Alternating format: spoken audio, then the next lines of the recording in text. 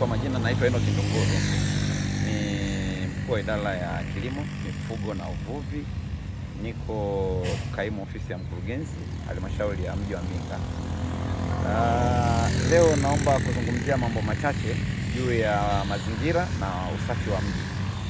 Ndugu mwandishi wa habari, Mbinga mji halmashauri tumekuwa tukipitia changamoto za hapa na pale juu ya usafi wa mji, lakini kama halmashauri na viongozi wengine wa halmashauri tumetengeneza mikakati mbalimbali ya kuhakikisha mji wetu unakuwa msafi.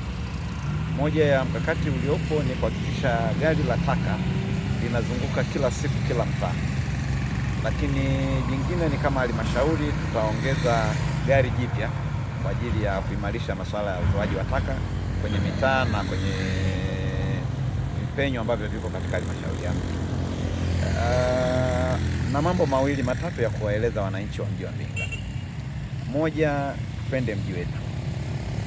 Tupende mji wetu kwa maana ya kwamba tuhakikishe mji ni msafi, maeneo unayoyamiliki ama nyumbani ama maeneo ya biashara yawe masafi kila siku kabla hujafanya shughuli zako za kuingiza kipato. Lakini la pili, tuepuke kutupa taka ovyo. Kila mjasiriamali, kila mfanyabiashara, kila mamalishe, kila mkazi ahakikishe taka anazozalisha anazihifadhi vizuri, ili gari la taka likipita lizichukue na kupeleka dampo. Changamoto ya uchafu unaorundikana hapa mjini ni tabia ya wananchi ama wakazi wasiokuwa na uchungu na mji wao. Nasema uchungu na mji, yani mtu haoni shida, amezalisha taka anazipelekeza sehemu ambapo sio rasmi, hivyo akitegemea kwamba mtu mwingine aje azikusanye. Busara ni kuhakikisha taka ulizozalisha uzitunze. Wito wangu kwa akina mamalishe, kwa wafanyabiashara walioko hasa maeneo ya stendi. Stendi sio soko la samaki, lakini wako wananchi wanaochukua samaki maeneo mengine na kuja kuuza stendi. Tumeshatengeneza utaratibu wa kuwaondoa stendi, lakini kipindi hiki ambacho bado wako stendi, mtu yeyote anayejua anashughulika na samaki ahakikisha taka zitokanazo na samaki hatupi kwenye mitaro.